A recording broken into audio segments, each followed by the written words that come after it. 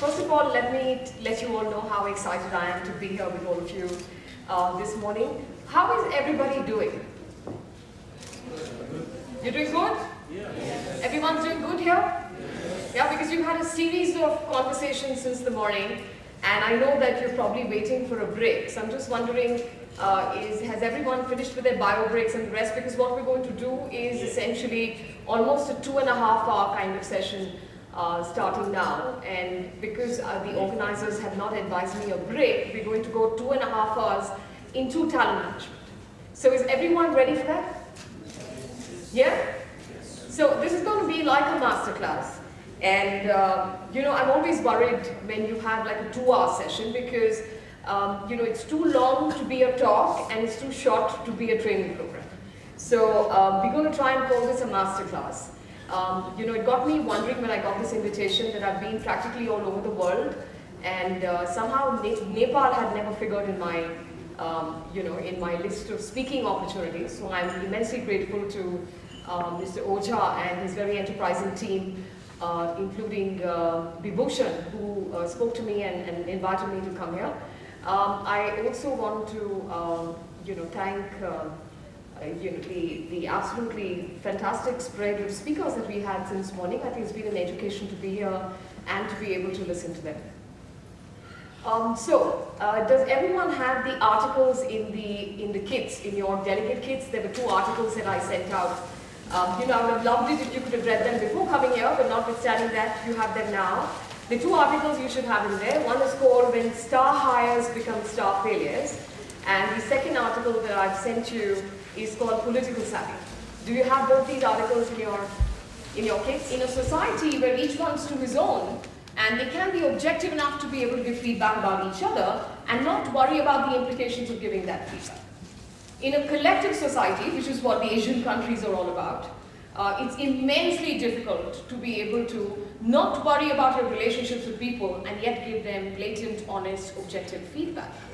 So as HR professionals, your #1 role inside the organization is to be able to understand what is the culture inside your own organization. What is your organization's DNA? And not to forget ever the fact that your organization is a microcosm of the society you live in. So the business is different from behaving like a business. What we have in the Asian countries is that there is immense competition, and the competition really comes from scarcity of resources. It's because as we grew through school, college and the rest of that, there were always too few seats, too few people who would get something, too few people who will get the jobs, too few people who can get anything, and as a result of that, what we've internalized as people is a compelling need to want to compete even when collaboration works. We're so used to competing that inside an organization we forget that we're on the same side of the table. So it doesn't make sense to compete with each other anymore. Now collaboration ought to be working. So you ought to be the binding glue to enable that collaboration inside an organization. So really, if human resources professionals are themselves trying to figure themselves out, they can't quite position themselves as the experts on people or even fathom that they're going to manage any kind of complex employee relations. Today and the way forward, with the global recovery still slow, regional economies continue to be tentative on their growth paths, moving slower than expected, and the Asian GDP growth has been lowest since 2008. And I can see that, you know, economies are recovering, and, you know, I think you had a good number here, which Mr. Golsha shared earlier on. In the morning, you know, India seems to be recovering as well, and as all the economies start beginning to see recovery, and like, you know, the CEO of my company was saying that the tailwinds are good, and 2015 is a year of recovery as far as the economy is concerned, and you see organizations in the interim having moved their focus on consolidation, which is making the most of what is already there. A balance between inward focus and gearing for competition, so everybody waiting for when the markets open again, how are they going to be able to compete, what differentiates there. So I'm just going to quickly say, but it's a very good question. So I think Vibhushan should bear in mind, it's a very good question he's asked, it's very expansive. So the point, you're asking about how do you know what is the perception of your employer brand, how do you find that out, yeah? So there are tools available to be, which essentially there are branding firms that conduct that for you, which is to be able to measure the external perception of your employer brand. I have a question for you. You talk about leadership style and employee engagement here when we try to manage talent in organization. Okay? And there is saying that people leave organization not because of the organization, but we talk about the brand base. So sometimes the people leave us because of the bad management in the organization. That means is directly related to the leadership style you are having in your organization. So we'd like to share about Asia, what type of leadership style is there and how it is impacting your employee engagement and talent management. Right. So, you again preempting a part of the presentation, but I don't want to leave you without an answer. So I'll only end by saying, I'll only try and keep you there with a response for now, and we'll revisit it as we do the presentation. My only response is, I am a little worried about the stereotype around, people don't leave organizations, they leave a manager.